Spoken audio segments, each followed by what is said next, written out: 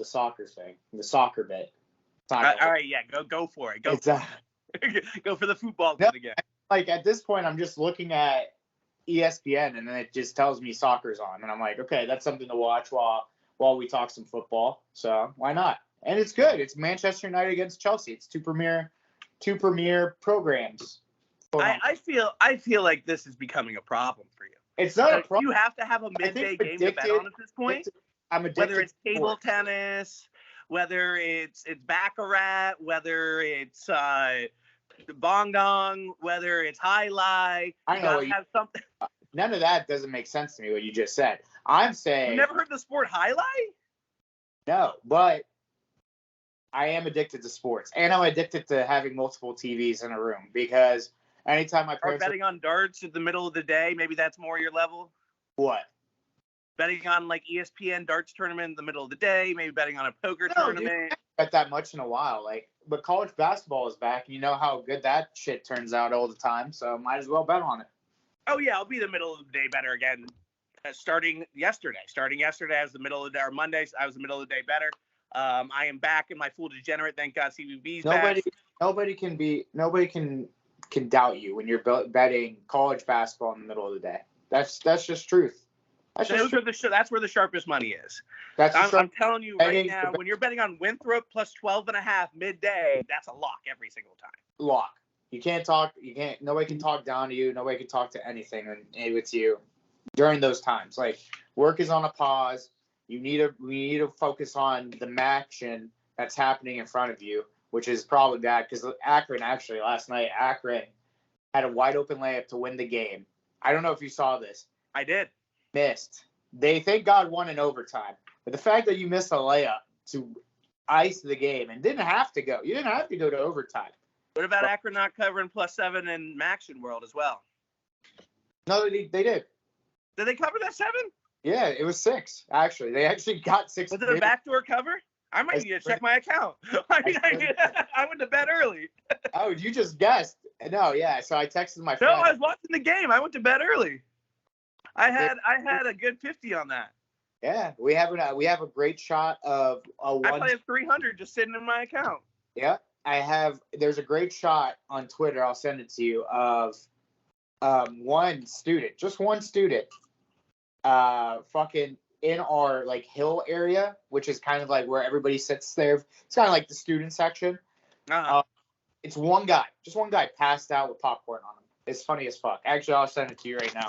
Please send it to me right now. But while you're doing that, so, obviously our listeners we're just in a miss. We're in a complete chaotic, depressive episode without me there last week. I do apologize as I had to black out on the streets and shout at everybody who knew that Dan Snyder. All right, hold on. Time out.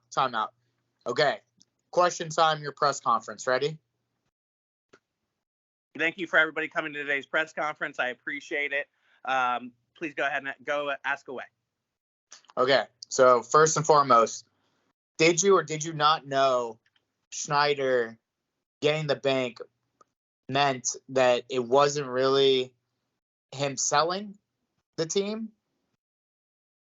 Yes, of course I knew that. It's starting the process. If you start this process, it essentially means it is guaranteed, it is locked that they are now open to potential buyers. He said he would never sell this team. When you start that process, it's about as official comes. It is, and don't you try to muddy the waters of the best sports day of my life. I don't give a shit about hockey. We know this. Sorry, Capitals fans. I don't care. Orioles are my first team. The Nationals game meant nothing. This was the best sports day of my life. Second being RG3 getting drafted.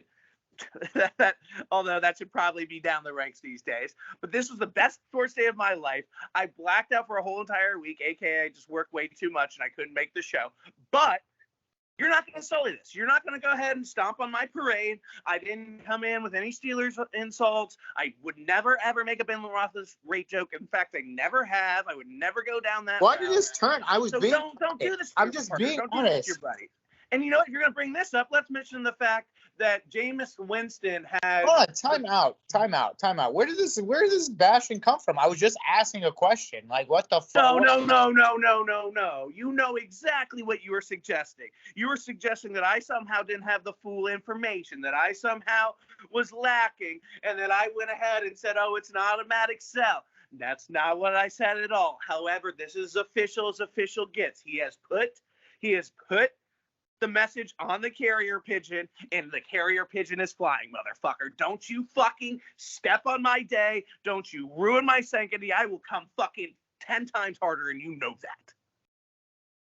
All right, man, just calm down. I just want you to have a rational thinking with it. Like, all right, here's the deal. And what is your? You obviously don't think it's going to be sold. Still, you still don't think the team's going to be sold. What you're getting at. No. My point is this guy's the biggest piece of shit in the world. I'm on your side with that. Let's be honest. Yeah. I want to see you guys succeed. Like, being in a city that has bad sports teams, especially in DC, is terrible.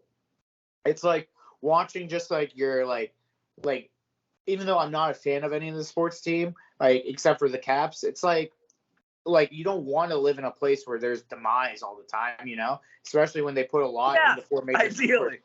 So, in my opinion, it's like this guy's been a cocksucker, has always been a cocksucker. So him doing beyond that's almost a compliment. That's a compliment. And like, there's the words I want to say, but I don't think as the cancel culture keeps going, I don't want to say. Let's not be on Team Kyrie and Yee this week. No, okay? not anti-Semitic. Not Semitic words, anti-Semitic words. More so just saying, dude, it's bad for business. And that's really what it is. You guys can't do any business in the DMV area. You guys are going to put a new stadium in Dumfries, like Virginia. Fuck that. You guys need to put it next to. That's not confirmed. I think also that there's rumors that Virginia's going to pull out of that. Exactly, because they don't want to work with this douchebag. So it's like. Right. But are you going to want to work with Jeff Bezos and Jay-Z, the ultimate business team? Bezos and Jay-Z. Yes, you're 100% right. Which are the top two buyers, potentially them buying together, that or Ted Lerner, which I would not like. He's national. Well, apparently now it's like a huge, big thing where it's like this guy named Byron who's a media mogul. There's now, but like you said, Jay-Z, Jeff Bezos, and Matt McConaughey all of a sudden because he's a huge Washington Commanders fan. And it's like, cool. Like those three would be great. And I think that's great for business because now you have the biggest billionaire behind Elon Musk behind the team, a guy who has bought a team in Jay-Z.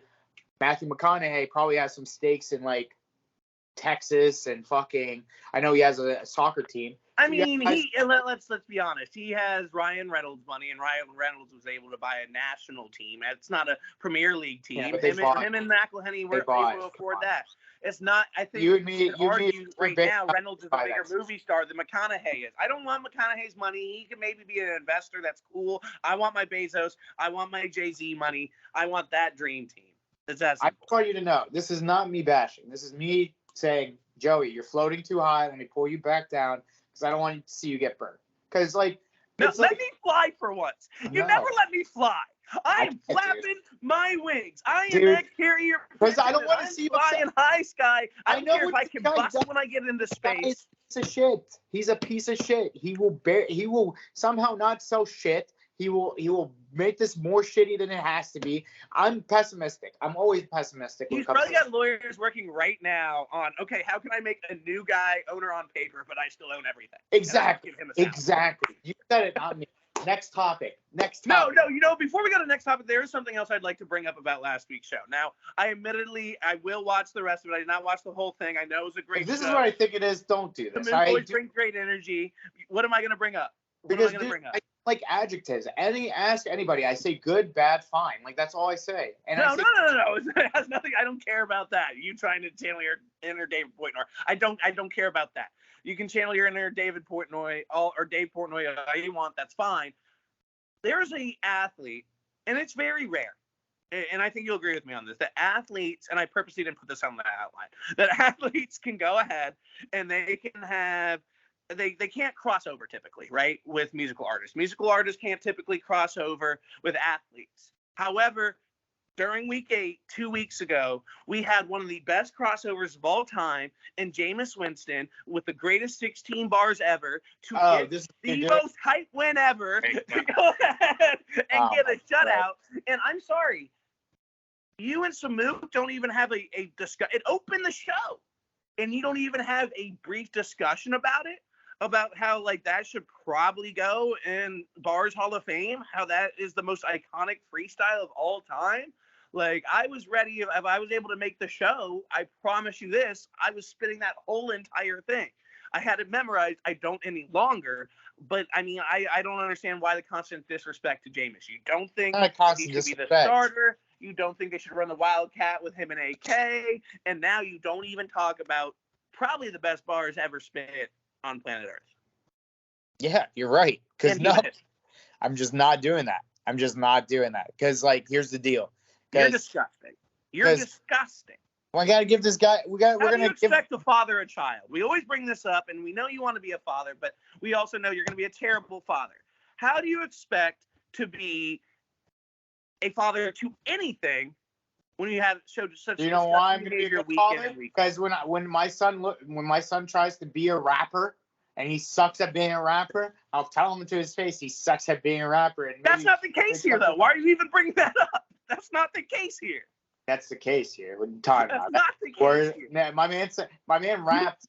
He rapped worse than 50 Tyson, dude. You remember that guy? I'm 50 Tyson. Chill, relax. Who was the? You remember the freestyle rap battle between it was like in a high school, like on the morning announcements. Jeff, who sits silent in the corner, always loves him. I can't think of it. If you're streaming it out right now, DM us, let us know. I can't think of the name, but that was very reminiscent of Jameis, which was some of the best bars of all time. But you want to talk about people that are unfit for a job that shouldn't be doing the job they were given? I'm not, because let's. That was a fucking great transition. Fuck you. No, that's a great. That was a great transition. I know you were gonna jump into it, but we need to set up the stage. All right, you know what? My friend. Set the stage. I got to piss anyway. Set that stage. There's been multiple times, at least in people's careers, where they say they need experience to get this job. And the job says always have experience before we can apply for this job. I believe that in business. I believe that in a lot of things. I believe that in everything. You need experience. But no, you being a high school head coach, you being on ESPN running your mouth, you being the golden child behind the actual golden child in Indianapolis was good enough for the drunk cocaine cowboy Jim Irsay. And what we're talking about is Jeff Saturday being the new head coach for the Indianapolis Colts. Now, they could have done anything. They really could have done anything. They could have just said, I mean, if they hired Peyton Manning, I feel like everybody would be okay with it because Peyton at least knew how to make calls and make an offense kind of better.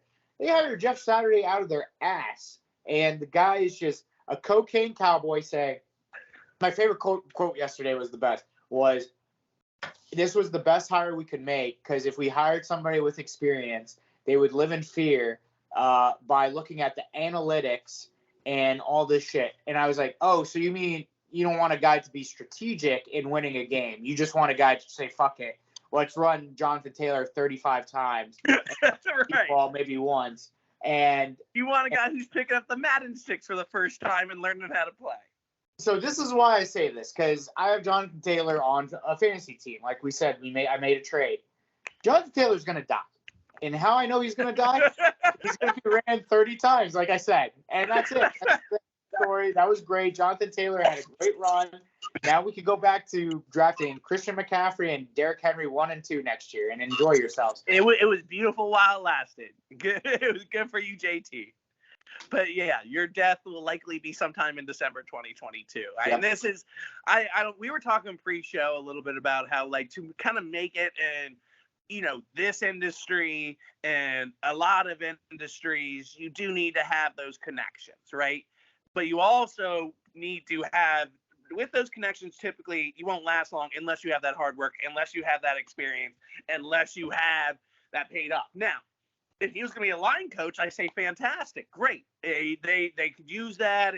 You're going to have an experienced guy coaching position, entry level position. Great fit. What is not a great fit is a guy whose last coaching job was with a high school football team, and he was 3-7. I don't want to hear about the playoff game. It was 3-7, clearly showing not his expertise. And then you give him one of the toughest 32 coaching jobs, one of 32 coaching jobs on planet Earth. Now, I'm not saying that NFL coach is harder than an NBA or NHL or MLB by any means, but it is one of the toughest coaching jobs on planet Earth. Easy. This is the most alcoholic 4 a.m. Move where Ursay goes, you know what, fuck it. Everybody loves Jeff. Let's hire Jeff. Get the paperwork started. Are you sure? Get the fucking paperwork started. And that's how it happened. This makes no logical sense. No disrespect to Jeff Saturday whatsoever in the legacy that he holds. But at no point so far in his career is this a even near logical decision. It just doesn't make sense. Like, at the end of the day, they're just tanking. It's now proven that he's going to tank, and that's it. End of story. Maybe that's the reason. Go get fucking Bryce Young. Go get C.J. Stroud. Go get Will Levis or whatever his name is from Kentucky. Enjoy yourself. Yes. Now you can stop doing this whole copy and paste shit for your quarterback. Because if next year, if I see fucking Matthew Stafford in a Colts uniform, I'm going to lose it. There's a lot of talk. This is the best QB draft coming up in a while, and I'd be inclined to agree with that. So it makes sense. Let's just go ahead and hire somebody that there's no chance he will win us a single game. Then we go ahead, we fire him and reset come April. Right. Unbelievable. Speaking of disgusting and unbelievable, like the idea of Nude being a father, Jeff Saturday being a head coach. What the fuck? Pimp Daddy Kirk, one of my best transitions of the year. Pimp Daddy Kirk, I am disgusted we have to talk about this. I mean, I can get more into it when I actually get into my game, but it's not really related to the game necessarily. This is just, do you remember, let me ask you this. Let me set it up this way. You remember the wonderful, the beautiful, the always fantastic, got let go from ESPN unjustly, in my opinion, Lindsay Zarniak, former local NBC sports reporter. Okay, where are you going with this? You remember Lindsay, right? We're treading on waters here, so go ahead. Stick with me now, yeah. Brother. Okay, stick with me. Now, Lindsay had a segment on ESPN every Wednesday with a different athlete called the 5 at 5. And you would learn 5 facts you didn't know about your favorite athlete at 5. I believe like the third week the segment aired, she has Kirk Cousins on. He does, his Kirk Cousins saying, blah, blah, blah, blah. The fifth and final fact was, and this is the reason to this day, he was still on my team. And the reason to this day, I believe he is not a leader, still is not a leader, will never be a leader, and why he will fall flat on his face. Because the fifth and final fact was that he goes to church every Sunday, and his favorite memory from church every Sunday is him and his mom would sing My Girl, talking about my girl. And Lindsay lets him go on for, Nude, I kid you, no joke. I still remember counting it up in my head. 37 seconds. 37 seconds of singing My Girl. Now, if anybody thinks that he's under control of what he's doing when his favorite song in the world is My Girl, then we flash forward 6 years, and he is shirtless, wearing that money chain, being Pimp Daddy Kirk, doing the whole entire thing. This dude is not a leader because he is easily giving in to woes and peer pressure. Now, he looked dope. He looked great. He was hanging with the boys. That's fantastic, something that he almost has never been able to do his whole entire career. But he is not going to be the guy that leads. He's the guy that follows. He's the groupthink guy. And that's all this is. This is going to be the most viral clip probably of the year. I hate it. He finds a way to go viral every 5 years. Shout out to him for that. But that's all this is. In a very long roundabout way to get to it. I was about to say, that was didn't know where you're going with the Lindsay Zarniak thing and all that shit. But yeah, man, I mean, It was a rough landing for the plane, but we got there. Yeah, sure. Yeah, I guess I second what you said, but Yeah. Maybe you're finally starting to ride with my long, outdated, outspoken metaphors. I appreciate Listen, it's you said it well enough, I guess. I don't know. that. Yeah, they don't always land. We know this. If you're a long-time listener, the plans don't always land. But I had a good feeling. You got there. You got there, and I appreciate it. So yeah, Kirk Cousins, cuck. That's all I'm saying. We might, yeah. Honestly, wonderfully said. We should make a new segment where we do Joey's long roundabout explanations with a one-word nude agreement or one-word nude thought. That might be a new segment. Cuckold. Next. That's Cuckold. Next is our surprise disappointments in games of the week. Nude, I'm gonna let you go ahead. Let's go down your route first. We usually do mine. Let's see what you got brewing for us today. Okay, so my surprise of the week. Actually, I want to double check yours real quick because I don't want to. I make sure that here on Face of the Franchise. You don't read the outlines when I send them to you. Why do I send you the outlines? Because I like the outline. I like the outlines because it makes me know that you're actually going to show up today. That's true. If you get an outline, that's 99% showing up. 99% chance I'm showing up. If you don't get the outline by 12, you start to worry, don't you? Exactly. No, it's actually no. You're actually 100% right. 100% right. It's a ease when it gets a long outline text. It's like, thank fucking God. Wait, let me make sure this isn't a long paragraph explaining why you can't. We're good. Okay, it's the outline. Let's go. All right. My surprise of the week is definitely Jacksonville against Las Vegas. So the reason why I'm bringing up this game, it's not because anything in particular, because right now we're looking at a team in Las Vegas that is really underachieving. If I had to pick between them and the Denver Broncos, I'd actually pick them to be worse than the Broncos in terms of expectations.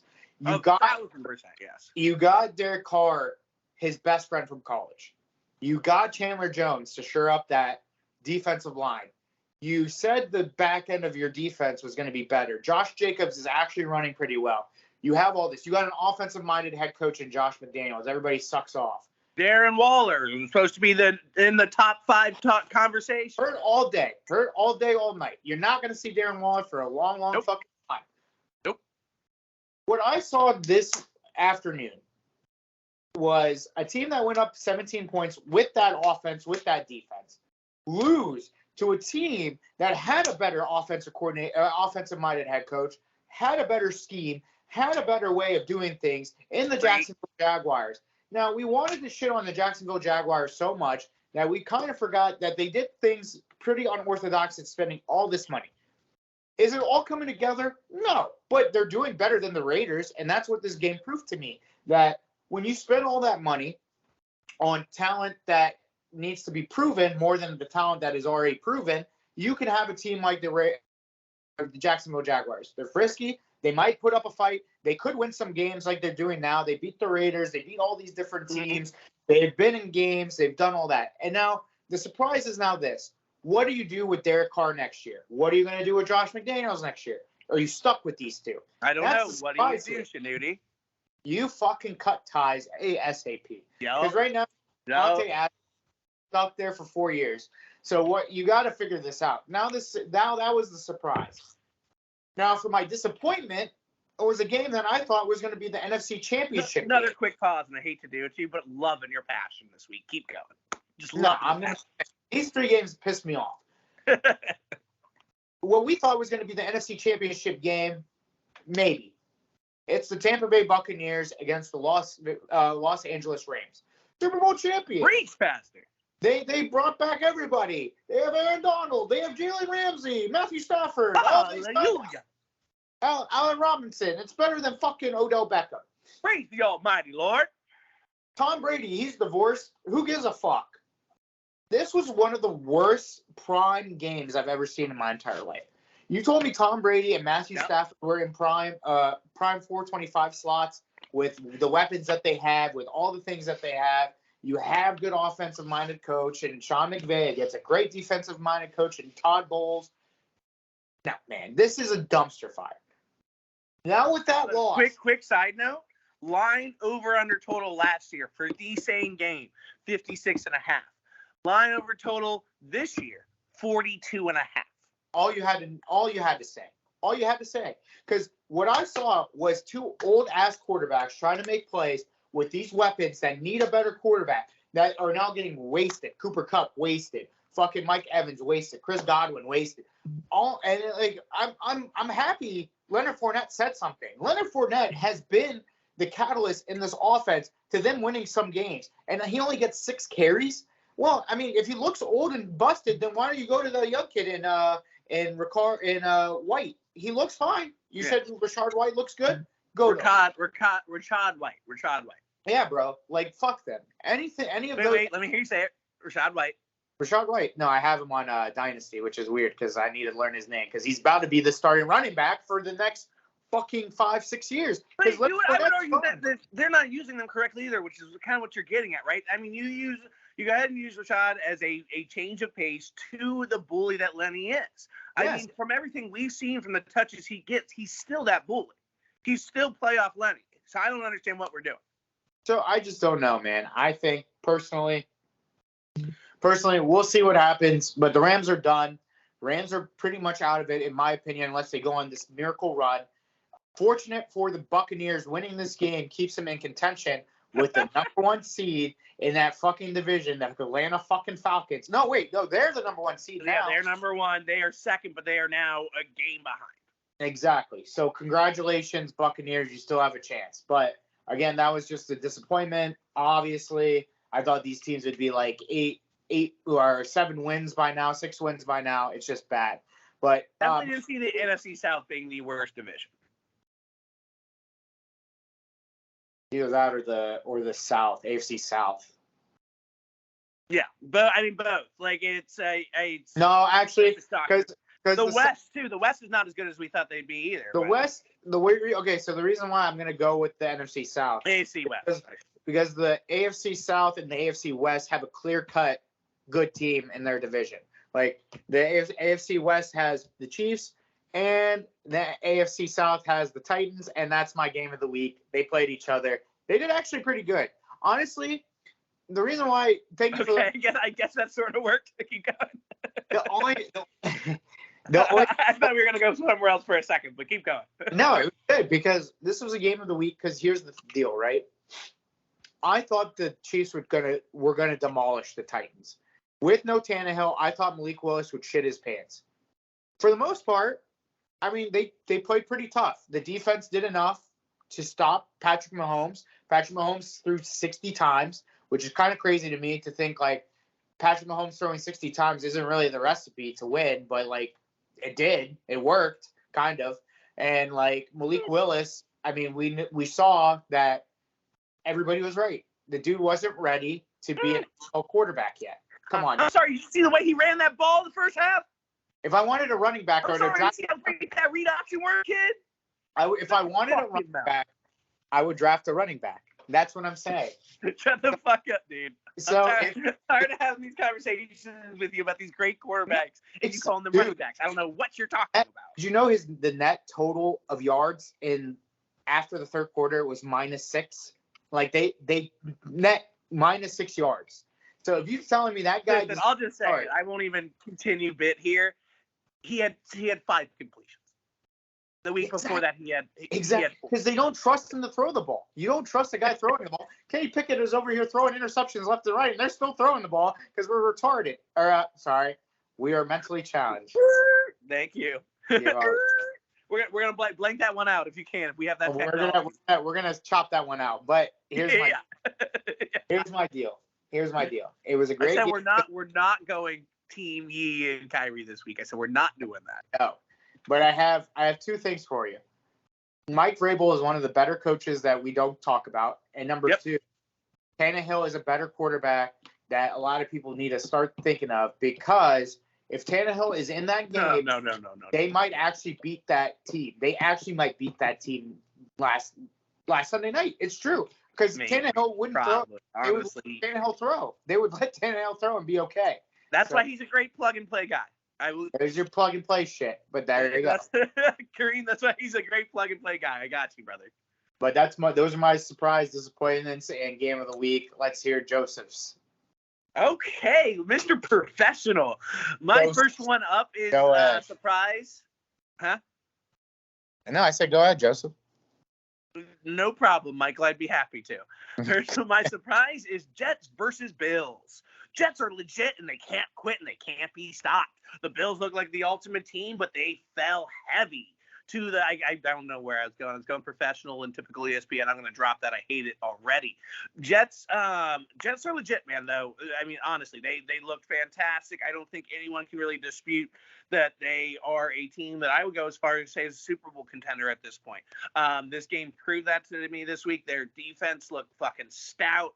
I mean, whether it's plugging in James Robinson or we're changing the pace with Mr. Carter, looks fucking great. Obviously, Garrett Wilson is a weapon that they are relying on heavily, and we all know my favorite brother, my favorite Latter-day Saint to ever exist, Zach Wilson, favorite motherfucker. Despite, he did fuck one of my favorite teammates' moms. But anyway, with that being said, or one of my favorite Skins moms, which I never really talk about because I just don't like to air that. Forget I said it. Cut it out like you did with the other word. No, we're keeping that one in. This team. Sorry, Dax. I love you, buddy. Sorry, Dax. But yeah, no. The Jets look unbelievable, dude. I mean, the Bills definitely had a bit of off game and nothing to concern. They just played a good team, and it honestly, at times, and if you watch this game, it felt very playoffy. It did. They figured out how to stop the passing game. They shut down Diggs. This team just impressed me left and right. Okay. I mean, yeah, that's really what everybody saw. What really is going to be the problem now is somebody like Josh Allen going to play again? Because now you never know. And the Vikings get to play yet another backup quarterback next week, most likely. There you go. The fourth one.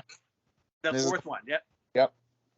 So that also explains you not a leader, Kirk, 7-1, all lie, all a joke. And you gotta leave. He's saying my girl. He's saying my girl with his mom to church every Sunday. He's not gonna win anything. Come on, tradition. Talking about my disappointment. Talking about my disappointment of the week, and that is, although I did like us duetting there, that was beautiful, lovely, loved it. But my disappointment is Packers versus Lions. I mean, this is pretty obvious in terms, and we already know the destruction's been happening for weeks now, so it's not the most surprising disappointment of the week by any means. Not that that's really a container for this show or this requirement of this disappointment. It's just so he was on Pat McAfee's show this week, as he is every Tuesday, Aaron Rodgers Tuesdays, and he had a quote in there that I think kind of is Aaron Rodgers putting the nail in their coffin without Aaron Rodgers directly putting the nail in the coffin. And the quote, nude, was, well, usually by now, Pat, the teams have found their identity. Exactly. Usually by now, teams have found their identity. If you have not put a fork in the Packers, this loss is your fork. This is the greatest fucking big old salad chopping up fork you could have. It is done. Or when you get the rotisserie chicken, you get the turkey on Thanksgiving, you're having that huge ass fork. That is what you're putting in the Packers. They are done. They are finished. You lose to a Lions team who, yes, they normally play you pretty well, but you have always beaten. The fact that Dan Campbell got one over on you the way they are looking right now is atrocious. You couldn't score a touchdown against a Lions team that is the second worst defense in the league statistically. This was just fucking ugly. The Packers are worse than us and worse than you. It's no. I mean, yep. No. The Packers come on, are worse than the Pittsburgh Steelers. Stamp it here. You heard it on Face of the Franchise. Quote both me and my wonderful partner. No, don't quote me. I even said, I was like, it'd be a close game. It definitely would be a close game. Oh, it always is between them. It always is. What? No. I'm not talking about them and the Lions. I'm talking about if the Steelers played the Packers right now, it'd be a very close game. It would be that is the under of the century. I'm betting under 20. Oh, don't even think about it. Do it. Yeah. I'm putting easily minimum 100 under 20. Jesus Christ. There's not a touchdown being scored. Yeah, and parlay that with no touchdown scored. Oh my God. Go ahead. Finish up. I didn't know that us being on the bye week would bring you out like this. Game of the week. Gotta love it, baby. Game of the week is Bears versus Dolphins. That was just crazy ass football being played. I understand Bears did trail most of this game. Tua and the football minds over there, I mean, continue to impress in what they're doing and what they're putting together. Obviously, everyone saw the stat to as 6-0 when finishing and starting a game. So, I mean, what this team has put together is absolutely incredible. But also the Bears showing some signs of life, showing Justin Fields might be this franchise's future. He really might be, Nude. I mean, I think I gave you him 3 weeks ago saying that he's starting to play better in my quarterback pickup of the week. And now he is looking like a solidified QB1 week in, week out for 3 straight weeks now. The confidence has finally arrived, I believe, for Justin Fields. Knowing me saying this, he'll probably throw 4 interceptions on Sunday. But I am just impressed with I mean, they were competitive last week with the Cowboys. They destroyed the Patriots on Monday Night Football. You're welcome, by the way, Bears. We set you guys straight after you played us. So it's just entertaining to watch. They put on an entertaining game now. They put on a competitive game that hits you on the edge of your seats. You know the Dolphins are always going to give you that game. They're like the Falcons when it comes to those type of games, except for they win, unlike the Falcons where it goes they lose. So it was just a fun, entertaining game to watch, dude. I like a good, gritty, high-flying game. Sometimes I like a grit game where it's 2017, but I gave you that this week in the Chiefs and Titans, so I wanted to go ahead and go Bears-Dolphins. It was fun. It was just fun. No, it's good. I mean, like if you told me that was going to be the highest scoring game of the week, the beginning of the season, I'd tell you you're a moron. But at the same time, holy shit, they fucking went at each other and they fucking killed them. So Bears points total, and by the way, little fun Joe Lock of the week, bet your mortgage bet of the week. Bears total the last 3 weeks has been 33, 29, and 32. Those are their total points the last 3 weeks. I don't know if your bookmakers are going to go ahead and catch up to that line, but this might be the last week where you can go ahead and get on that at an extremely low. I mean, it still may be under 20. I haven't looked recently, but they're still putting them extraordinary low for the rate they've been scoring. Mm-hmm. All right, Nude. Let's go ahead. Let's talk about your bye week first. Actually, how'd your bye week go? How the Steelers, was there a team retreat? Did you guys play the latest COD together? Fuck you. Next. How did the bye week go for you guys? Oh man. How did you win this bye week? I don't know. We'll see this Sunday how I went. I'm sorry. I'd like to hear that one more time. We'll see what happens this week, how good the bye week actually was. Okay, great analysis. Nothing to add. I mean, what am I supposed to say? They didn't fire fucking Canada, so clearly nothing fucking good came out of it. Nothing. All I heard was Jalen Warren's probably going to get more touches than Najee. George Pickens is going to get a lot of targets. It's the same shit I hear every fucking time from this team. Either fucking do something or don't. Like, shut the fuck up. Like, just be a fucking team for once in your goddamn lives. I don't fucking know. Next. Will said all I had to do was mention Canada, and we were off. No, you didn't. You said you lost the you didn't do anything. Nothing happened. This fucking asshole is still a fucking offensive coordinator in the NFL. Talk about a guy with no fucking experiences that has a job that does nothing. He does nothing. Well, Jeff Saturday could be your head coach. Fuck you. Well, my game went just as shitty. We lost week 9. Not our bye week that's coming this week, but we listen. You just can't give up. I mean, it's the most obvious thing. It's been said all this week already, so I'm not going to go ahead and get into the mud too much. You can't give up a 10-point lead with 5 minutes left in the fourth quarter. You just can't. Obviously, that interception to Harrison Smith was the dagger that killed us. Another thing that's been talked relentlessly this week when you hear about the Commanders. It was a heart-ripping out sort of game for everyone calling and saying, hey, let's go ahead. And I know go ahead, dude. Let's go back to the press conference. I'm coming back out. Thank you all for coming today. I really appreciate you guys attending. I will now go ahead and be taking questions about our starting quarterback going forward. Okay. So he was dubbed Himmicky at one point. Do you still think he is him, or is it going to go back to that bitch-ass Carson Wentz? It's never going back to that bitch-ass Carson Wentz, let me tell you, Fox News. I'll tell you that much going first. Second off, I don't think it's as big as the preaching guys I've been on Sam Howell. I don't think we go to Sam Howell quite yet. Listen, Heineke energizes the guys. Heineke gets the guys wanting to play for him. Chase Young finally showed up to practice last week. It was all love and bearing. He might start this week. You need to utilize Brian Robinson way more. You need to utilize Antonio Gibson way more. I think that these change of pace backs need to be used constantly. I don't understand why they haven't been yet. Every time Gibson gets the ball, it's 4 or 5 yards. Easy. We need to go ahead and build up and establish the running game way sooner than we have been. It's pissing me off. The defense is playing like they did back in 2020, and Chase is coming back soon. So we need to utilize the weapons that we have. Taylor, for me, is going to make those mental mistakes. Going in, he's going to make those mental mistakes. That's always what he's been. However, I think you give him a couple more weeks, see if he can continue to energize the team this way, see if the defense keeps playing the way they're doing. You establish more of a run game to give Taylor more of a breathing room, and then let's see what we can do. Then if we go ahead and we lose, the next 2 or 3, then it's a conversation of how.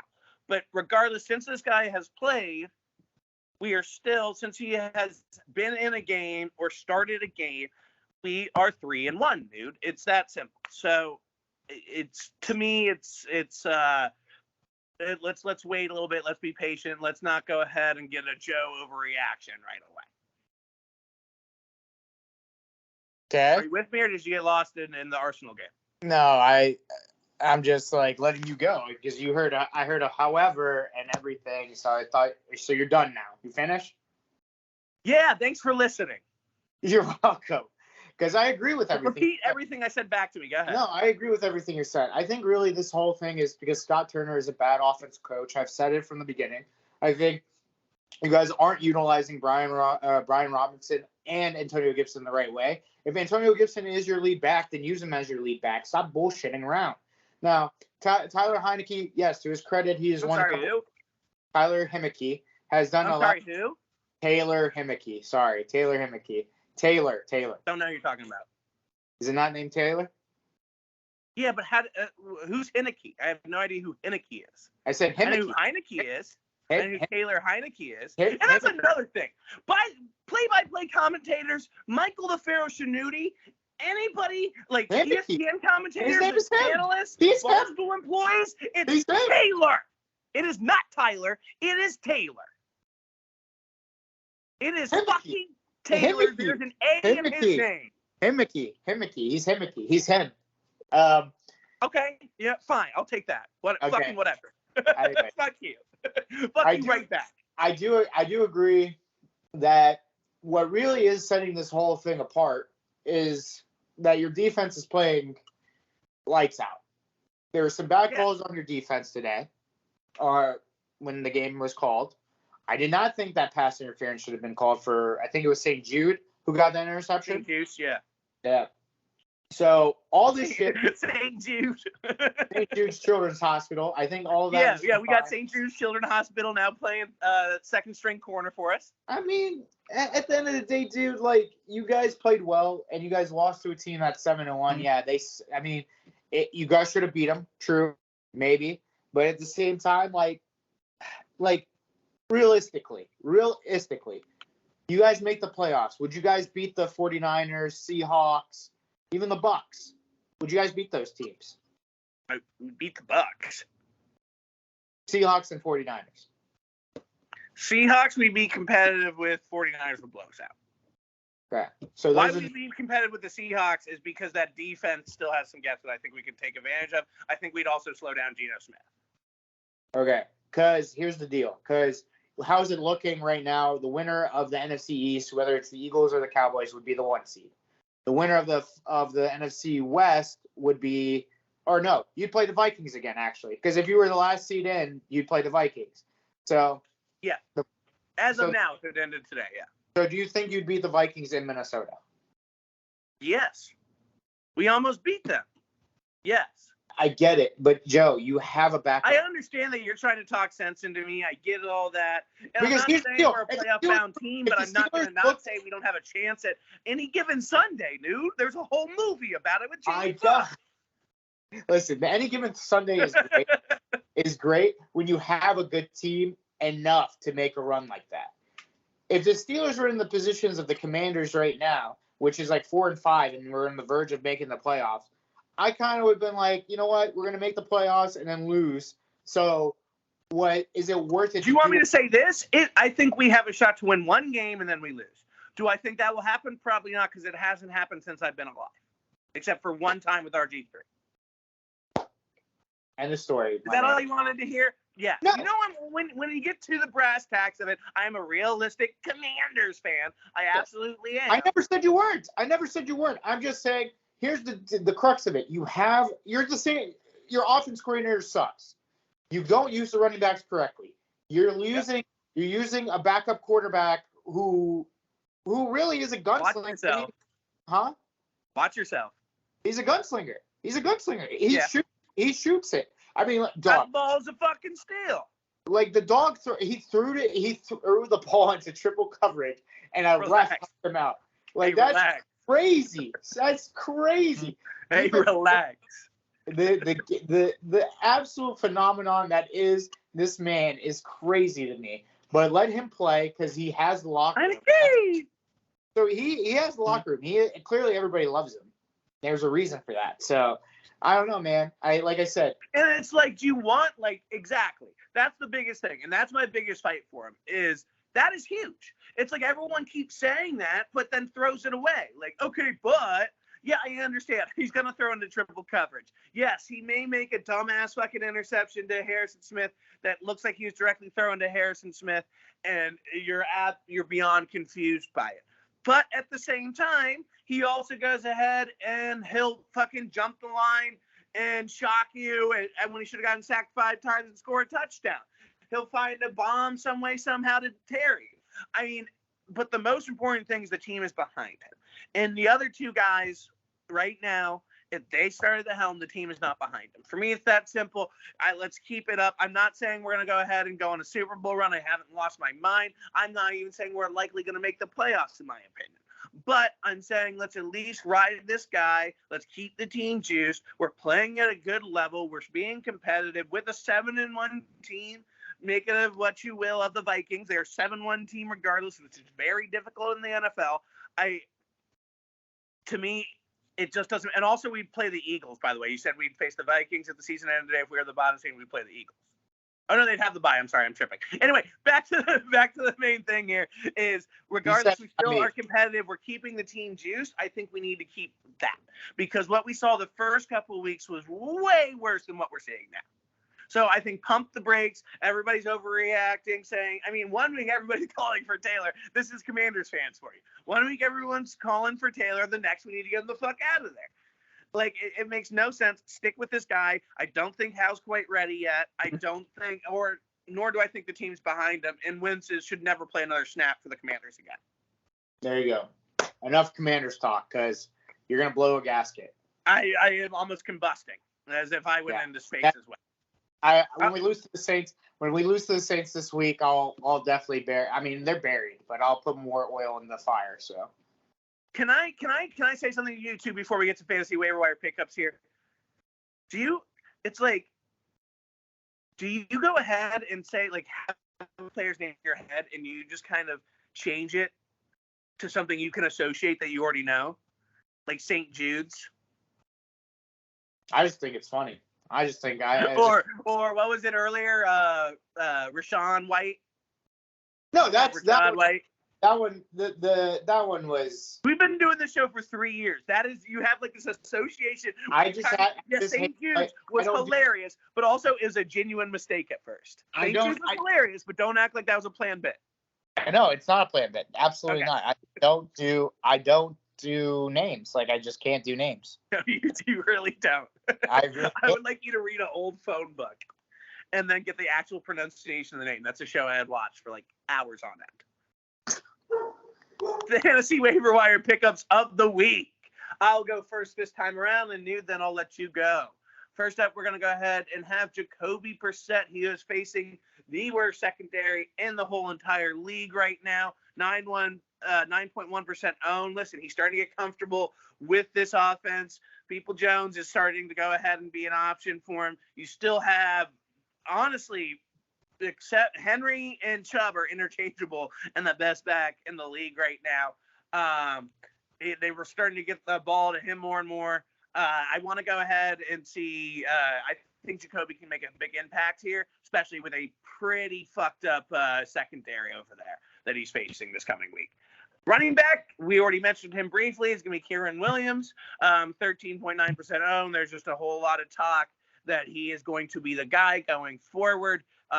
We know Cam just hasn't really been not adjusted from his injury, and Darrell is just booty butt cheeks.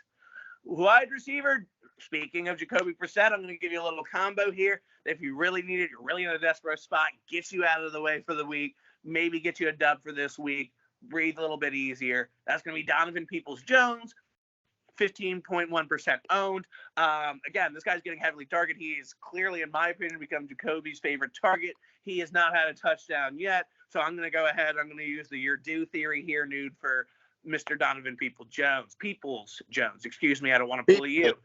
Treylon Burks is also a potential stash. He won't be coming back this week, but he will be coming back in the future. That is a guy that you do not want to sleep on. Rookie that will come out and will be a top guy in this league for years to come once he's good and healthy. Tight end, we are not allowed to say likely. I would have said likely last week before he really bursted onto the scene. I put that in the notes. We're not allowed to say likely in the segment. But yeah, he would have been my guy last week. Looks fantastic. But I'm going to go ahead and go to a guy that emerged as someone that maybe Brady can rely on. He got that game-winning touchdown with 30 seconds left on the game clock. The best part about that game, Cade Otton, 8.5% owned. He's wearing Gronk's old number as well. He looks great. I got to feel good about this guy going forward. Brady seems to look comfortable with. I think it's going to be a guy we're going to see more and more, especially since they literally have nobody else over there in Tampa Bay. Finally, Nude. Oh, Nude. Although you already said we're going to lose to the Saints, I agree. They're playing the Steelers, 20.4% owned. Remember, 2 weeks ago, they did have a shutout before the Ravens gave them a run for their money. So I think Steelers definitely will not give them a run for their money. Well, I knew that much, but kind of like your way, I'll start with the quarterbacks first. My quarterback of this week is going to be Marcus Mariota.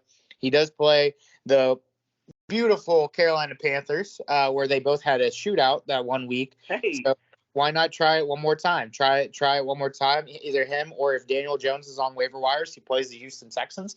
You didn't want to give that out, but you got double dose right there. Running back, Jaylen Warren. Now, if you heard me during the show, I was bitching about it, but Jaylen Warren does look better than Najee, and they did say they would give him a player. So if there is a switch at running back, Jaylen Warren will be the starting running back in what you would believe is in a run-heavy offense and somebody you could stash and see, as well as you could do Rachaad White. Is that better? Did I do it right? Rashad. There's no extra R in there. Just whatever, dude. He got more snaps than Leonard Fournette this week. There might be a shift there as well. Wide receivers, I am going with Daniel Jones's running mate, Wan'Dale Robinson. He could have been dropped. See, that one was good. Wan'Dale out there, huh? Got the country white coming out there. Wan'Dale Robinson. He could go I think Wan'Dale's gonna put a whooping on them boys this week. Oh yeah, down in Houston, Texas, they don't play defense. Ask AJ Brown how well they play defense. So they started him. I love the commitment. Keep it going, baby. Tight end, we will play Evan Ingram. Evan Ingram will play the sorry-ass Kansas City Chiefs in the middle of their defense. They'll catch a lot of balls. They'll throw it and dunk it and just to get right now. Keep going, boy. With Patrick Mahomes and that lightning quick Juju Smith-Schuster on the other side. Now for defense, I love my fantasy pastor. Now for defense, we went from country to fantasy pastor real quick. Keep it going. Now, my defense, you would have to go with the Oakland Raiders. See it? I'm fucked. Las Vegas Raiders. Las Vegas Raiders are playing the Indianapolis Colts. I have to drop it. They're playing the Las Vegas. Very fair. Very good point. They play the Indianapolis Colts. We did talk about Jeff Saturday, but they do have Sam Ehlinger still playing quarterback. Jonathan Taylor coming off of injury. It just looks like abysmal situation for the Indianapolis Colts. And you're telling people to pick Sam Ehlinger up? No, what? Oh, you're talking. Okay, I'm sorry. I misheard. Keep going. I apologize. You're picking up the Raiders because of Sam Ehlinger. Yeah. My fault. The Colts are in that same category as the Houston Texans, the Saints. If you see those guys, if you see that offense playing that defense, you pick up that defense. So Colts definitely, because 26 points by the New England Patriots defense, even though they're good, they're not 26 points good. Let's just say that. So yes. That was a once in a lifetime kind of moment for that team. I'm with it. Real quick, 2 segments we skipped over, Newt. I'm just gonna fly by. We did skip over latest injuries, and then one other segment that I'll get to very quickly. But obviously, Josh Allen elbow may or may not play Sunday. We'll see. We kind of already mentioned that in the show. Not mentioned last week because it happened the day after you guys recorded. Michael Thomas and Rashad Bateman officially out for the season, both with toe surgeries. One having a second toe surgery again. Packers woes continue, as well as basically that whole team's injured, and Aaron Jones, Romeo Doubs, Christian Watson, Eric Stokes, and Rashawn Gary all got injured this past week. And then if you give a shit, Evan Ingram over the Jags, day-to-day back injury.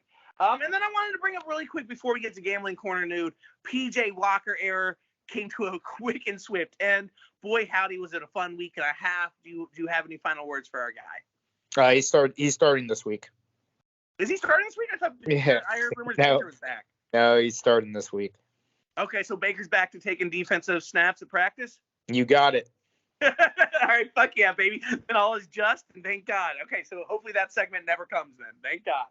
I almost pre-nutted there. Then let's go. Gambling Corner, week 10.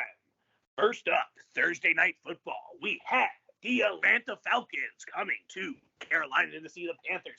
And what I already told it was the dumpster fire game of the year. Fuck yeah, baby.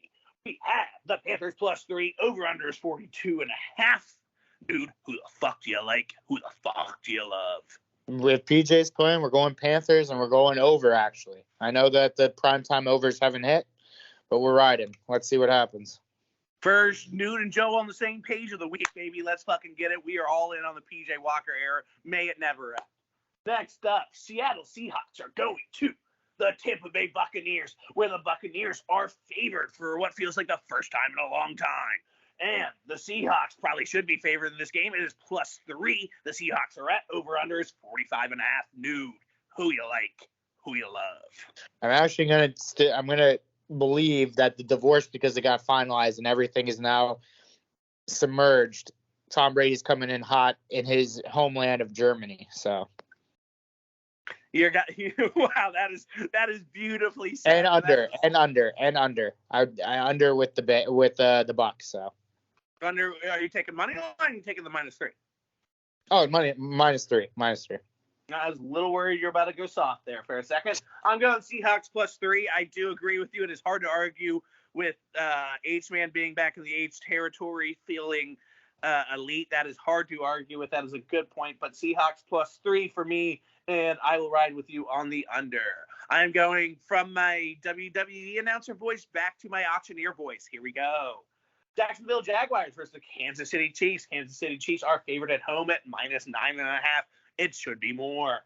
Over-under is 50.5. Before I ask you who you like, who you love, do know almost anytime the Chiefs are double digits, they almost never cover. Dude, who you like, who you love. Really? You're going to throw that stat at me? Oh, yeah. Get in the trap with me, baby. I'm with it. Give me the Seahawks and the over. The Seahawks are not playing in this game. You just said Seahawks. Jacksonville Jaguars, dude. Oh my Christ! We did this. Our last game was the Seahawks Bucks. You went Bucks and under. I went Seahawks and under. I agreed with you on that. We now have Jacksonville Jaguars versus Kansas City Chiefs. If I did see Seahawks, it's because they're right above the Jaguars. Go. That's probably what it is. Okay, so give me. So I'm still on the Bucks in that game, and then give me the Kansas City Chiefs and the over. Thanks for the quick update on the previous game in case your Yeah. mind has changed.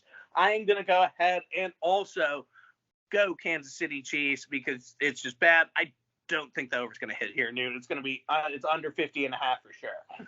Next up, and what would have previously been last year the dumpster fire game of the year, this time probably likely just a whooping. It is the Houston Texans versus the New York Giants. New York Giants are at home. Over under is 40.5. Giants are minus 4.5. Nude, who you like, who you love? Giants and the under. Giants and the under. This will go ahead and be our second, Nude, and Joe. No. Texans and the under. Texans plus 4.5. Not a second, Nude and Joe on the same page of the week. Next up, and what I think will be a fucking fun-ass game, dude. And what I'm saying, the jolly-go-lucky, happy-go-tucky, I'm trying to remember the SpongeBob, Jolly-Wookie Jollers game of the week. Detroit Lions versus the Chicago Bears. Bears are minus 3.5 in the Windy City. Over under is 48.5. Dude, who you like, who you love? Oh, I'm just going to go with the Bears and hope for the best under as well. Bears and hope for the best under as well. You could not be more wrong. I do like we have a lot of opposites this week. It makes me feel pretty good. Lions plus 3, and you have to be stupid not to think this is over 48.5. Guaranteed. Take the alternate line. Give me over 56.5. This is going to be don't in football. Don't get crazy. Don't get crazy. Too late. Already took it. It's locked in. All right. Free. New Orleans Saints versus the Pittsburgh Steelers. No. Under. Go ahead. You pick. Pittsburgh Steelers are at home and plus 1.5. I'm going to go ahead and go under as well. And then, yes, Nude, obviously, I'm picking Saints minus 1.5. Next up is Cleveland. Might favor well for you the way I've been betting this year.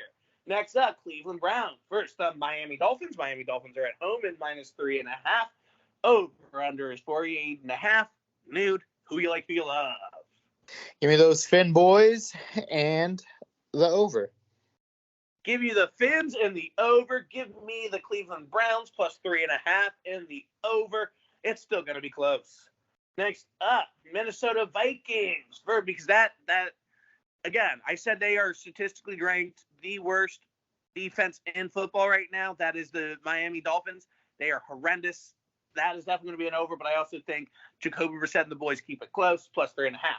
Minnesota Vikings versus the Buffalo Bills, potentially a Joshless Allen Buffalo Bills. Over under is 43.5. Bills are still favored here at minus 3.5. And if Josh Allen officially goes ahead and gets called in, look for this to go up another point or two. Mm-hmm. So, damn, that's tough.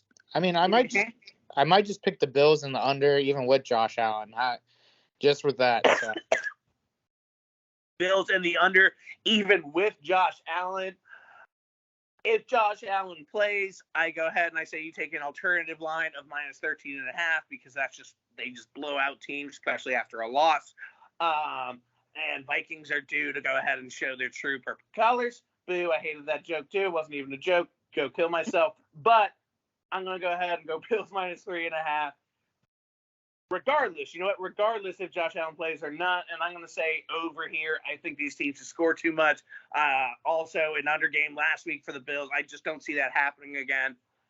Over 43.5 is too easy in my opinion. Next up, Denver Broncos versus Kareem's Tennessee Titans. Tennessee Titans are at home minus 2.5. Over under is 36.5. Of course, might be too high here. Nude, who you like, who you love? Sheesh. Titans under. Let's do that. Go tighten up and under. And I'm just going to keep with tradition. We're going to go ahead and go Broncos plus 2.5 and under because this is the type of game that gets weird for the Titans. They look great one week, look phenomenal next week, look absolutely confused. And let's be honest, is Malik still starting next week or this week? It hasn't been said, but I'm assuming I'm going to go Tannehill. Even if Tanny does start, still Broncos plus 2.5, definitely an under game. This is another game where you can take under 20 if you'd like. Next up is going to be the Indianapolis Colts versus the Las Vegas Raiders. Raiders are -5.5 with good reason here. Over under is 42.5 in a just Saturday head coaching debut. Dude, who you like, who you love? Give me the Raiders in the fucking under. What the fuck?